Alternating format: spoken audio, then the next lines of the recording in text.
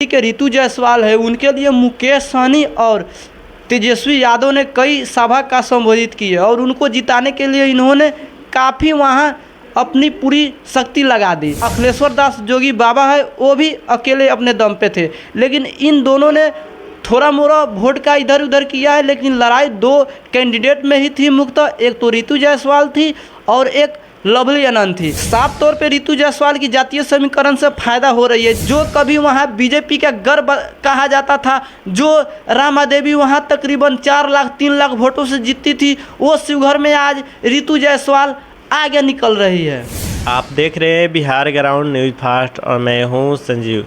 लोकतंत्र की महापर्व की जो छठी चरण की चुनाव थी वो आज समाप्त हो गई 25 मई को, और बिहार के 8 लोकसभा सीट पे हुई है। उसी सीट में से हम एक सीट पे बात करने वाले हैं, वो है शिवहर लोकसभा सीट, जहां से आरजेडी के उम्मीदवार रितु जायसवाल, जेडीयू के उम्मीदवार लवली आनंद और निर्दलीय थे वो अखिलेश्वर दास बाबा थे। एआईएमआईएम के उम्मीदवार राणा रणजीत सिंह थे। अभी हमारे साथ जुड़ चुके हैं रंजन जी। सबसे पहले हम इनसे जानेंगे इन चारों उम्मीदवारों में किनका पलड़ा भारी दिख रहा है और इनमें से आगे कौन हो सकते हैं। देखिए संजीव जी, शिवहर लोकसभा सीट अभी काफ़ी हॉट सीट बन गई है।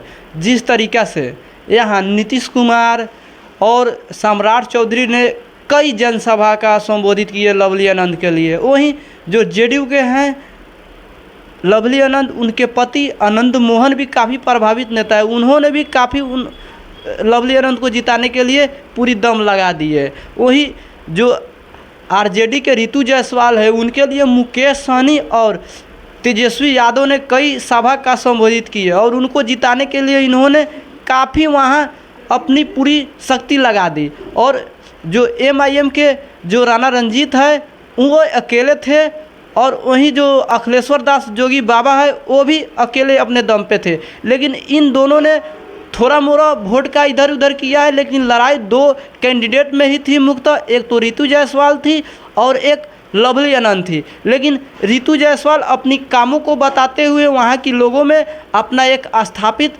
जगह बना ली कि मैं अगर मुखिया रहते हुए इस पंचायत का विकास इस कदर किया तो मैं यहाँ का लोकसभा सांसद रहते हुए इस लोकसभा का सुधारूंगा। और इसीलिए वहाँ के लोगों ने उनके साथ भरोसा किया। और जो वैश्य समाज कहा जाता था कि नरेंद्र मोदी के साथ है, वो वैश्य समाज ने उनके साथ लगभग 30% वैश्य समाज उनके साथ आ गई है, जिससे वो काफ़ी मजबूत हो गई है। वहीं लवली आनंद भी लड़ाई में है, लेकिन रितु जायसवाल हो सकता है कुछ हज़ार वोटों से जीत जाए। शिवहर के जो जातीय समीकरण है वो काफ़ी अभी मायने रख रही है, क्योंकि जातीय समीकरण को लेकर वहाँ पे विवादें हुई थी। वहाँ के जातीय समीकरण को लेकर कोई उम्मीदवारों को ऐसा होगा कि जातीय समीकरण से फ़ायदा हो।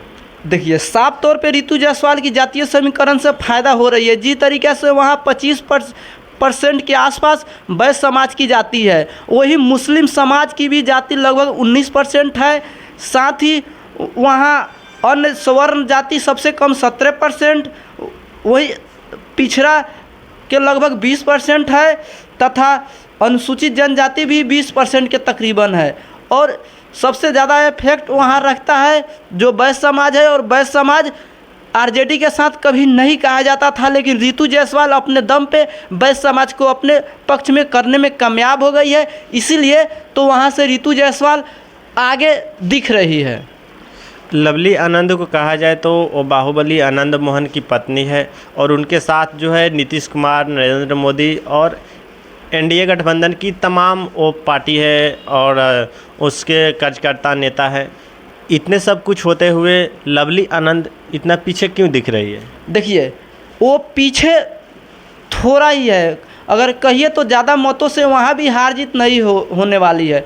और वो भी पीछे रहने की मतलब सबसे ज़्यादा हो गई जो वहाँ जातिवाद शब्द को लेकर आनंद मोहन का जो बीच में वायरल बात गई कि मैं वैश्य के पास नहीं जाऊंगा क्योंकि नरेंद्र मोदी है, मैं कुइरी कुशवाहा के पास नहीं जाऊंगा क्योंकि नीतीश कुमार है। और इसी को पूरा अपना वहाँ पे फोकस करते हुए रितु जायसवाल ने इसी मुद्दों को उठाए और इस मुद्दे के साथ गई चुनाव में, साथ ही विकास के मुद्दे पर गई, और इसीलिए रितु जायसवाल आगे निकल गई। आनंद मोहन जो है जाति शब्द को लेकर वहाँ पे विवाद किए और बोले कि वैश्य समाज के जो लोग हैं, जो वोटर है, उनके पास नहीं जाएंगे। क्या उनको वैश्य समाज के लोगों का उनको वोट नहीं चाहिए?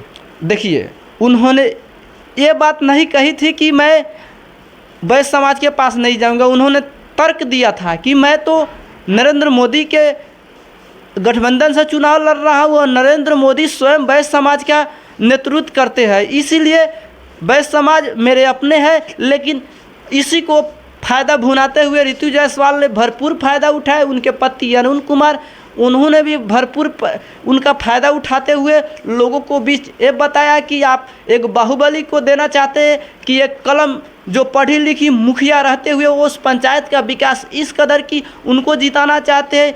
इसीलिए उनके साथ लोगों जुटते गए। जो कभी वहाँ बीजेपी का गर्व कहा जाता था, जो रामा देवी वहाँ तकरीबन 4 लाख 3 लाख वोटों से जीतती थी, वो शिवघर में आज ऋतु जायसवाल आगे निकल रही है। बहुत बहुत धन्यवाद इस वीडियो को देखने के लिए। मिलते हैं अगले वीडियो में, जब तक के लिए जय हिंद।